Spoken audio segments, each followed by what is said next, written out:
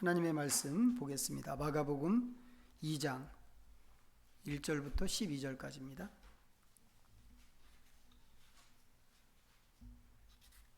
신약성경 54면 마가복음 2장 1절부터 12절 같이 읽습니다. 수일 후에 예수께서 다시 가버나움에 들어가시니 집에 계시다는 소문이 들린지라 많은 사람이 모여서 문 앞까지도 들어설 자리가 없게 되었는데 예수께서 그들에게 도를 말씀하시더니 사람들이 한 중풍병자를 네 사람에게 메워 가지고 예수께로 올세 무리들 때문에 예수께 데려갈 수 없으므로 그 계신 곳에 지붕을 뜯어 구멍을 내고 중풍병자가 누운 상을 달아내리니 예수께서 그들의 믿음을 보시고 중풍병자에게 이르시되 작은 자야 내 죄사함을 받았느니라 하시니 어떤 서기관들이 거기 앉아서 마음에 생각하기를 이 사람이 어찌 이렇게 말하는가 신성모독이로다 오직 하나님 한 분 외에는 누가 등이 죄를 사하겠느냐 그들이 속으로 이렇게 생각하는 줄을 예수께서 곧 중심에 아시고 이르시되 어찌하여 이것을 마음에 생각하느냐 중풍병자에게 내 죄사함을 받았느니라 하는 말과 일어나 내 상을 가지고 걸어가라 하는 말 중에서 어느 것이 쉽겠느냐 그러나 인자가 땅에서 죄를 사하는 권세가 있는 줄을 너희로 알게 하려 하노라 하시고 중풍병자에게 말씀하시되 내가 네게 이르노니 일어나 내 상을 가지고 집으로 가라 하시니 그가 일어나 그 상을 가지고 모든 사람 앞에서 나가거늘 그들이 다 놀라 하나님께 영광을 돌리며 이르되 우리가 이런 일을 도무지 보지 못하였다 하더라. 아멘. 이제 오늘로 하나님 나라 절기가 5번째 주일인데요. 지나간 4주 동안 우리가 나눈 이야기 좀 먼저 좀 생각을 했으면 좋겠습니다. 지난 4주 동안 나눈 얘기는 하나님 나라에 대한 새로운 사실에 대해서였습니다. 그리고 그 새로운 사실이라고 하는 것은 다름이 아니고 하나님 나라의 그 비밀을 슬기 있고 지혜로운 사람에게는 감추시고 어린아이들에게는 나타내셨다고 하는 어떻게 보면 되게 어이없는 그런 얘기였습니다. 그리고 그 얘기가 어떻게 성립되는가 하는 것을 사례로 삭개오 이야기와 바리새인 시몬 이야기를 우리가 같이 묵상을 했습니다. 자, 오늘부터는 이제 여기서 좀 더 들어가서 하나님 나라가 부재할 때 어떤 상태인가 하는 것을 좀 볼 건데 이제 오늘부터 시작해서 이것도 4주 동안 좀 생각을 할 예정입니다. 하나님 나라 전체 그 하나님 나라 절기가 전체 10주간인데 이제 앞에서 4주 그렇게 받고 이제 요 주제로 4주 또 보면 이제 8주가 되잖아요. 그리고 나서 이제 나머지 2주는 이제 그 다음 절기하고 이렇게 겹쳐지는 이제 그런 기간으로 또 복음서 말씀을 좀 우리가 보게 될 예정입니다. 자, 오늘은 하나님 나라가 부재할 때 어떤 상태인가를 보는 첫 번째 시간인데 오늘 생각할 주제는 여기 설교 제목으로 붙인 것처럼 마비입니다. 마비. 자, 이 마비가 어디서 나온 마비인가? 이건 사실 얘기할 필요가 없습니다. 이 이야기에 등장하는 중풍병자의 상태가 마비이기 때문에 그렇습니다. 자, 예수님께서 이 상황을 보면 가버나움으로 들어가셨습니다. 원래 예수님은 나사렛에 사신 분이시죠. 어린 시절을 거기서 보냈는데 그래서 우리가 지금도 나사렛 예수라고 하는데 언제인지 모르게 가버나움으로 나오셨습니다. 그래서 이 마을 저 마을 다니시면서 사역을 하시다가도 항상 가버나움으로 돌아가시는 그런 장면들이 성경에 자주 나옵니다. 자, 이번에도 이제 그렇게 돌아오신 건데 오늘 본문 앞에 나오는 행적을 보면 예수님께서 여러 마을을 이제 전도 여행하고 다니셨고 그 과정에서 병자를 고치셨고 또 귀신을 쫓아 주셨습니다. 이제 그러고 나서 이제 돌아오신 곳이 이제 항상 가버나움이었으니까 이제 오늘도 가버나움으로 이렇게 오시는 겁니다. 이 가버나움이 이제 예수님의 사역 본부 같은 곳이 된 거죠. 1절에 보면 예수님께서 집에 계시다고 하는 소문이 들렸는데 이 집은 아마도 예수님의 집인 것으로 그렇게 보면 될 것 같습니다. 본문 앞에 있는 단락을 연계해서 보면 사역 본부이자 당신의 집인데 예수님께서 바로 들어오지 못하시고 마을 바깥에서 며칠을 떠돌다가 이렇게 집으로 들어오시는 것으로 그리고 있습니다. 왜 이렇게 하셨는가를 보면 사람들이 자꾸 예수님 앞으로 몰려들어서 그렇습니다. 예수님은 가능하면 사람들 눈에 안 띄게 그렇게 하시려고 하는데 그렇게 해도 이 몰려오는 사람들을 어떻게 할 수가 없는 겁니다. 이번에는 이 앞에서 나병 환자를 고쳐주고 그게 소문이 나서 사람들이 몰려들었는데 이 사람들을 피해서 며칠 마을 바깥에 계시다가 이렇게 마을로 들어오신 것입니다. 그런데 여기서도 사람들이 예수님을 가만히 두지 않는 거죠. 예수님께서 집에 계시다고 하는 소문이 돌았고 사람들은 그 소문을 듣고 예수님 집으로 몰려왔습니다. 근데 그 수가 얼마나 많은지 다 들어가지 못하고 문 바깥에까지 사람들이 늘어서 있습니다. 그러는 차에 중풍병자가 4명의 친구에게 들려서 이제 오는 겁니다. 이 친구들은 이 환자가 누워있는 침대를 통째로 들고 이제 왔습니다. 4사람이 물론 이제 짐을 서로 나눠지기 위해서 뭐 이렇게 왔겠지만 그래도 환자가 누워있는 침대를 통째로 들고 온다고 하는 게 뭐 보통 어려운 일은 아니겠죠. 어지간하면 좀 환자로 하여금 일어나서 자기 발로 한 발씩이라도 이렇게 좀 뛰게 할 수 있고 그게 힘들다고 한다면 뭐 친구들이 이렇게 교대로 환자를 부축해서 뭐 올 수도 있고 뭐 그것조차도 안 된다면 뭐 침대는 버리고 좀 업고 오는 그런 방법도 있을 것 같은데 이 사람들이 그렇게 안 하고 아예 침대째 들고 왔습니다.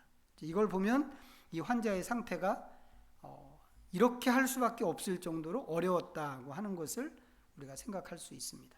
그런데 막상 가서 보니까 사람이 너무 많아서 안으로 들어갈 수 없었던 거죠. 그냥 맨몸으로 갔다고 해도 들어가기가 이미 어려운 그런 상태입니다. 너무 사람들이 꽉 차서. 그런 상황에서 침대를 안으로 들여보낸다? 이건 더 어려운 일입니다. 지금 이 상황이 너무 빽빽하게 사람들로 가득 차 있는 상태이기 때문에 무슨 수가 있을까 뭐 따져보지만 정상적인 방법으로는 뾰족한 수가 없고 안 보이고 그래서 어떻게 할까? 보통은 이렇게 하면 이제 포기하기가 쉽죠.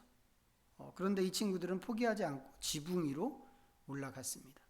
지붕을 뜯어내고 환자와 침대를 줄에 달아서 예수님 앞으로 내려보냈습니다. 여러분이라면 이렇게 하실 건가요? 여러분이 이런 상황이라면. 이게 상상해보면 굉장히 어려운 일입니다. 침대를 들고 씨름을 해야 하는 일이기 때문에 육체적으로는 뭐 당연히 힘든 일일 수밖에 없습니다. 하지만 그것만이 아니죠. 남의 집 지붕을 뜯으면 그걸로 내 볼 일 다 끝내고 됐다 이렇게 할 일도 아닙니다. 일이 끝난 다음에는 원상복구 해줘야 하는 그런 일이고 그게 또 다른 차원에서 육체적인 수고가 될 수 있겠지만 거기에 더불어서 경제적으로도 얼마간의 비용을 또 지불해야 하는 그런 일일 수 있습니다. 물론 이 집은 예수님의 집이라고 그랬습니다. 하지만 예수님의 집이기 때문에 지붕을 뜯어놓고 그냥 말 수는 없단 말이죠. 예수님의 집이니까 오히려 더 원상 회복을 시켜줘야 할 책임이 있는 거죠. 그런데다가 지금은 예수님께서 사람들에게 도를 가르치고 계시는 중입니다. 하나님 나라의 말씀을 전하고 가르치고 계시는데 천장을 뚫고 이 침대가 내려온다고 한다면 이 분위기가 어떻게 될까? 아마도 사람들이 되게 웅성거리고 그 중에는 뭐 소리를 지르고 지금 뭐 하는 짓이냐고 뭐 책망을 하는 그런 사람이 있을 수도 있습니다. 당연히 예수님께서도 지금 말씀을 하고 계시는 중이지만 말씀을 계속 이어갈 수는 없는 거죠. 물론 수고를 하는 사람들은 친구를 위해서 친구를 위하는 마음으로 왔을 것이고 또 친구를 위하는 마음으로 이렇게까지 하는 거라고 생각합니다. 하지만 상황이 이 정도 되면 그만두는 게 옳은 거죠. 육체적으로 힘든 것은 뭐 말할 필요도 없는 일이지만 뭐 친구를 위하는 거니까 이 육체적인 힘든 것은 참는다고 하더라도 그만두어야 하는 이유가 이미 한두 가지가 아닙니다. 이런 행동 자체가 민폐일 수 있기 때문에 이쯤에서 그만두는 게 좋을 것 같습니다. 그런데 이 친구들이 그만둘 생각이 없는 것처럼 보인다고 하는 거죠. 왜 이러는 걸까? 왜 이러는 걸까요? 이 움직이지 못하는 이 친구에게 예수님만이 답이라는 생각을 했기 때문에 그런 거겠죠. 환자는 병을 고치기 위해서 아마도 지금까지 여러 가지 방법을 찾아봤을 것입니다. 하지만 침대에 누워있는 그런 신세가 되었고 오랫동안 그렇게 되었고 이 기간이 얼마나 긴 기간이었는지는 알 수 없지만 이렇게 지내면서 이제 모든 희망은 사라졌어. 이렇게 생각했을 것 같습니다. 그렇지만 예수님의 소문이 돌았고 그 소문을 들으면서 다시 희망이 생겼고 환자는 어땠는지 모르겠지만 이 친구들은 어떻게 해서든지 예수님을 만나게 해야 하겠다고 생각을 한 것처럼 보인단 말이죠. 그러니까 이 정도로 수고를 하는 것이고 포기할 만한 상황에서도 포기하지 않는 것입니다. 예수님께서 바로 그런 친구들의 믿음을 보셨습니다. 그리고는 중풍병자에게 말씀하시는데 그 말씀이 뭐예요? 내 죄사함을 받았느니라 입니다. 예수님 이렇게 말씀하셨는데 어떻게 생각하세요, 여러분들? 내 죄사함을 받았느니라 라고 하시는 이 예수님의 말씀, 우리는 장로교인이란 말이죠. 장로교인으로서 우리는 이 5절에 있는 이 말씀을 읽을 때 이런 질문 할 수 있습니다. 내 믿음이 아닌 다른 사람의 믿음으로도 죄가 사해질 수 있는 건가? 이런 질문 생길 수 있죠. 이건 우리가 믿는 교리하고 좀 많이 다른 그런 얘기입니다. 우리가 믿는 것은 뭐예요? 모든 사람이 각각 자기 믿음과 자기 고백으로 죄사함을 얻고 구원을 얻는다. 이거란 말이죠. 장로교회만 그러는 거 아니죠. 침례교회 같은 경우는 이 교리 때문에 유아세례도 안 줍니다. 그 사람들은 아예 유아세례가 교단 차원에서 원천 차단, 교리적으로 원천 차단되어 있습니다. 자기 입으로 하지 못한다는 것 때문에. 그 정도로 중요한 얘기란 말이죠. 그런데 예수님께서 우리 믿음하고 너무 다르게 친구들의 믿음으로 환자가 구원을 얻는 것처럼 말씀을 하셨습니다. 이거 어떻게 이해해야 할까? 이 얘기를 지금 우리가 매주 하고 있는데 이것은 앞에도 잠깐 말씀드린 것처럼 3주 전에 읽었던 그 말씀의 관점으로 봐야 하는 그 말씀입니다. 하나님 나라의 비밀을 지혜롭고 슬기 있는 사람들에게는 감추시고 어린아이들에게는 나타내셨다고 하는 그 말씀입니다. 그때 말씀드린 게 뭐예요? 어린아이의 알미라고 하는 게 사실은 별거 아니다 라고 하는 것이었습니다. 어린아이들은 엄마가 없으면 죽는 줄 안다고 그랬죠. 그래서 엄마가 안 보이면 울고 불고 난리가 납니다. 그래서 엄마가 소중하고 단 한시도 엄마에게서 눈을 뗄 수가 없는 그런 존재인데, 그럼 엄마를 정말 잘 알고 있고 엄마에 대한 대단한 정보와 지식도 갖고 있겠구나 생각하고 보면 실제로는 아무것도 아는 게 없다고 그랬습니다. 그런데도 아이들은 엄마가 안 보이면 죽는 신용을 합니다. 이게 어린아이의 특징이고, 하나님께서 하나님 나라의 비밀을 어린아이들에게 나타내셨다라고 하는 것은 바로 그런 의미라고 그랬습니다. 같은 의미에서 오늘 보고 있는 4명의 친구들은 누워있는 자기 친구가 예수님 앞에 가야 된다고 하는 그런 생각으로 왔습니다. 그리고 이 목적 때문에 지금 이렇게 힘든 수고를, 말도 안 되는 이런 일을 하고 있는 것입니다. 이게 믿음이라는 거죠. 이게 믿음. 꼭 예수님이어야만 돼라고 하는 그 믿음입니다. 이 사람들의 믿음이 어떤 믿음인가 우리는 사실 알 수가 없습니다. 그리고 엄밀하게 말하면 그 믿음의 내용은 그렇게 중요한 것 같지도 않습니다. 하지만 이 사람들은 예수님에게 어떻게든지 가야 한다고 하는 그 생각을 분명히 갖고 있었고, 그것은 앞에 있는 장애물이 어떤 것이라고 하더라도 그것을 꼭 뛰어넘어야 된다고 하는 갈망 같은 것으로 이 사람들의 마음 안에 갖고 있었습니다. 예수님께서는 그 친구들의 그런 믿음을 보신 거죠. 그래서 환자에게 말씀하시는데 그게 내 죄사함을 받았느니라 였습니다. 그럼 여기서 또 질문이 생기는 게 예수님 말씀하신 이 얘기가 친구들의 믿음인가? 이 질문도 생깁니다. 예수님 앞에 가면 우리 친구의 죄를 사함받을 수 있을 거라고 하는 거 말이죠. 어떠세요? 이 친구들은 그거 생각하고 여기 온 걸까요? 내 친구의 죄 사함을 얻기 위해서 이렇게 지붕이라도 뜯어내야 돼 라고 하고 지금 이렇게 하는 것일까요? 만약에 그게 목적이었다면 예수님의 첫 번째 말씀에 감사하고 돌아갔어야죠. 내 죄 사함을 받았느니라 라고 할 때 감사합니다 아멘 하고 다시 예수님 머리 위로 환자와 침대를 들어 올리고 지붕 바깥으로 해서 돌아갔어야만 합니다. 목적을 이룬 거니까. 그런데 그렇게 한 것처럼 보이지 않죠.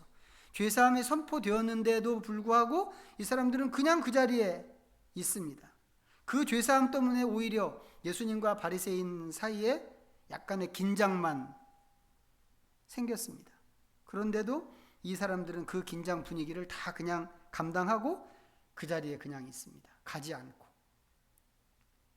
그리고는 몸의 치료가 선포되니까 그때서야 침상을 정리해서 그 자리를 떠납니다.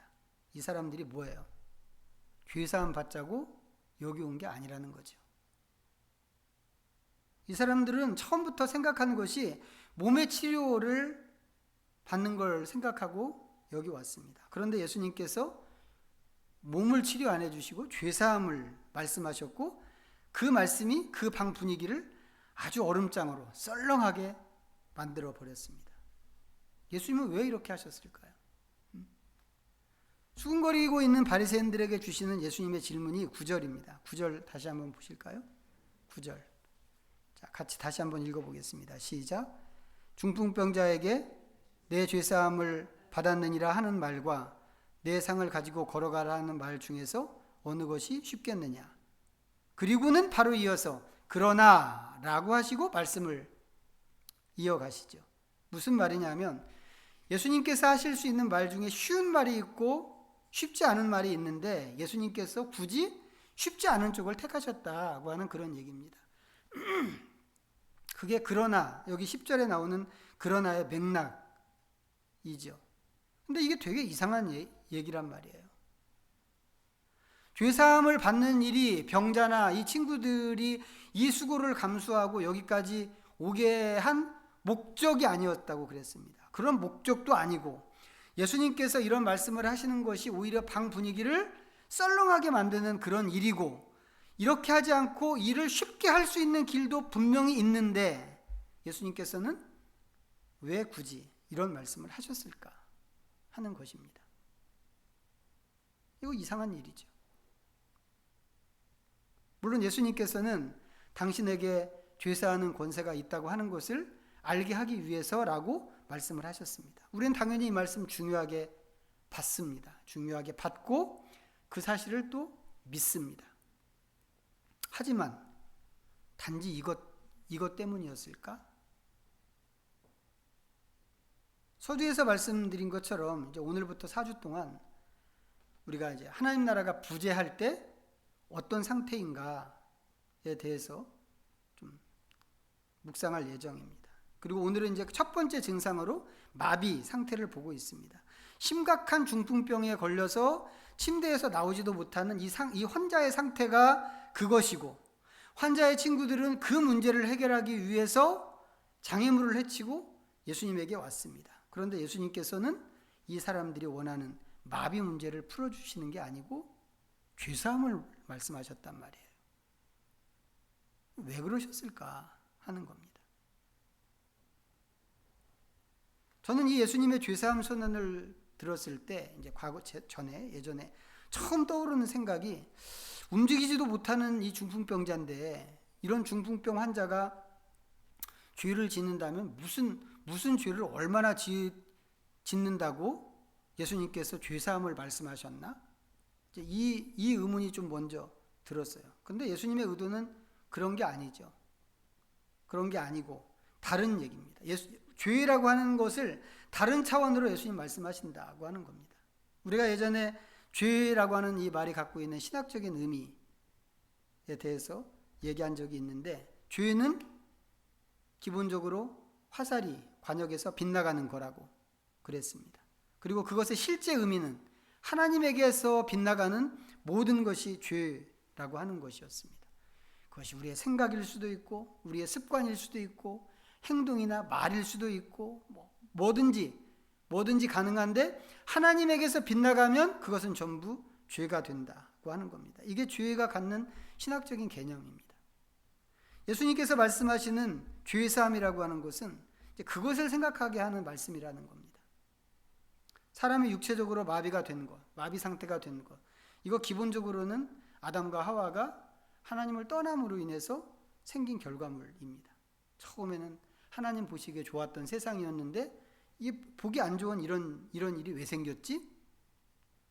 궁극적으로는 아담과 하와가 범죄에서 생긴 결과라고 하는 거죠. 그렇기 때문에 지금 이 상태는 넓은 의미에서 죄의 결과라고 보는 게 분명히 맞는 얘기입니다. 하지만 그것보다 더 궁극적인 의미는 하나님과의 간격이 벌어져 있다고 하는 겁니다.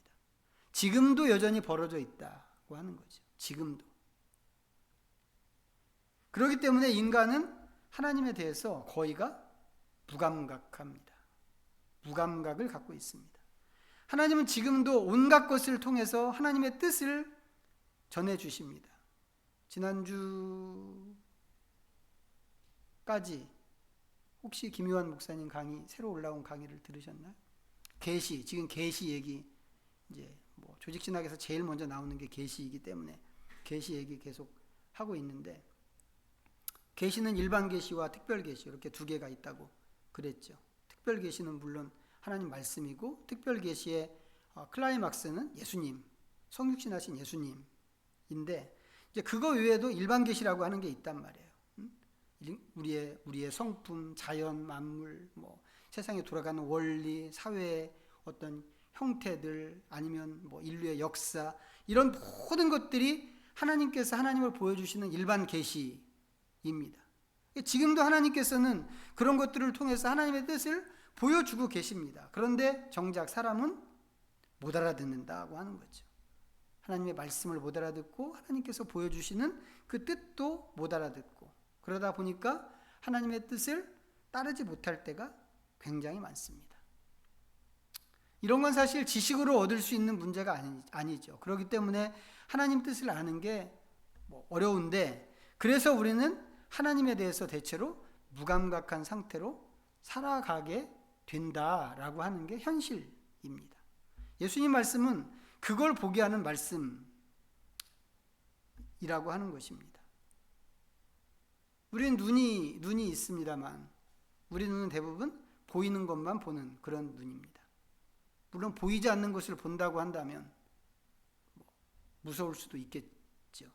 하지만 우리에게는 영안이라고 하는 게 있단 말이죠. 영안. 이 영안이라고 하는 것은 우리가 감각으로 인식할 수 있는 그런 눈은 분명히 아닙니다. 하지만 그 눈이 없는 사람은 세상에 없습니다. 모든 사람들이 이 영안을 갖고 있는데, 문제는 대부분의 사람들에게 이 영안이 닫혀 있다고 하는 게 문제인 거죠. 그러다 보니까 우리는 눈에 보이는 육체적인 마비만 보고 그것만 갖고 씨름을 하게 되더라고 하는 겁니다. 오늘 말씀에 나오는 친구들도 엄밀하게 보면 그런 수준이었던 거죠. 그런데 예수님께서 죄의 문제를 꺼내심으로 보이지 않는 영역의 문제를 지금 들춰내셨다고 하는 겁니다. 이것은 하나님과의 관계에 있어서 우리의 내면이, 그들의 내면이, 인간 존재의 내면이 마비 상태에 있다고 하는 것을 보여주는 말씀인 것입니다. 예수님께서 중풍병을 고치러 온 사람들에게 이 문제를 먼저 말씀하신 것은 이 문제가 훨씬 더 크고 더 근원적이고 더 중요하고 먼저 다루어야 하는 그런 문제이기 때문에 그렇다고 하는 거죠. 당연히 이것은 예수님으로만 풀 수 있는 그런 문제입니다. 예수님만이 우리에게 하나님께 갈 수 있는 유일한 길이기 때문에 그렇고, 예수님만이 이 문제를 풀기 위해서 오신 분이시기 때문에 그렇습니다. 오늘 병자의 친구들로 등장한 사람들이 잘한 것이 무엇인가? 이거 잘한 거란 거죠. 이거. 어떤 의도로 왔든지, 그들이 어떤 의도로 왔든지, 또 이런 지금 말씀드리는 이런 원리를 알고 왔든지 모르고 왔든지, 이 사람들은 예수님에게 가야 된다라고 하는 그 마음으로 왔고, 그 갈망이 앞에 놓여 있는 그 수많은 장애물들을 뛰어넘을 만큼 강한 것이었고, 기어이 그 일을 이루어냈다고 하는 것입니다. 이게 칭찬받을 일이라는 거죠.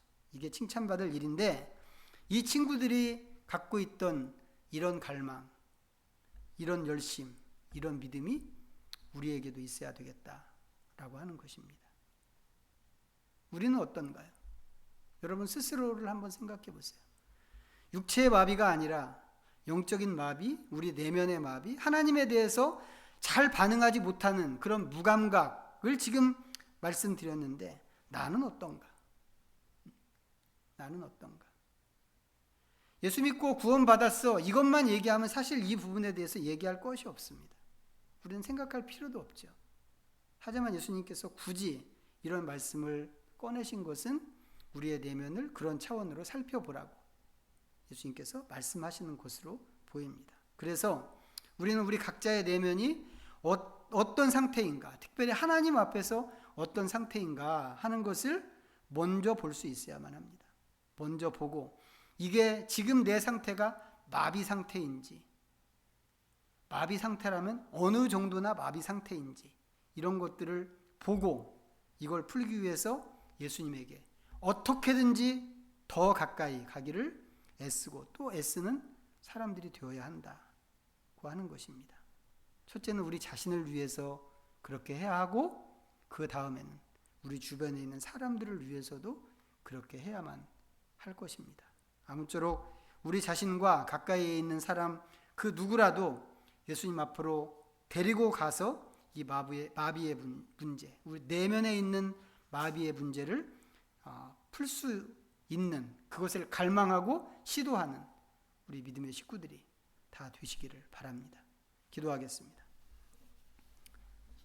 잠시 기도합니다. 오늘 말씀 다시 한번 좀 묵상하면서 하나님 앞에 시간 보내도록 하겠습니다.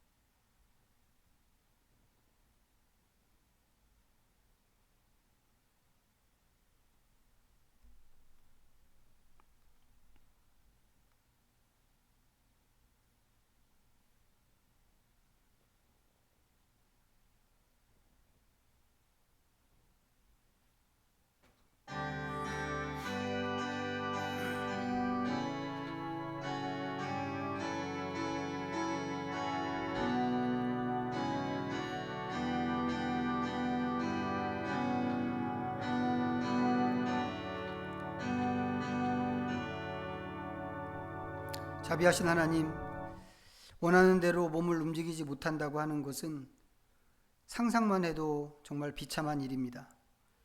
그러나 하나님을 향해서 움직이지 못하는 내면의 마비가 우리에게는 훨씬 더 불행한 일입니다.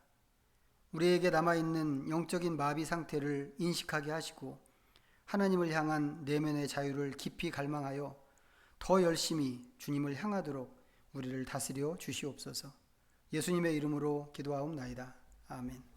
찬송가 634장 부르시면서 봉헌하겠습니다.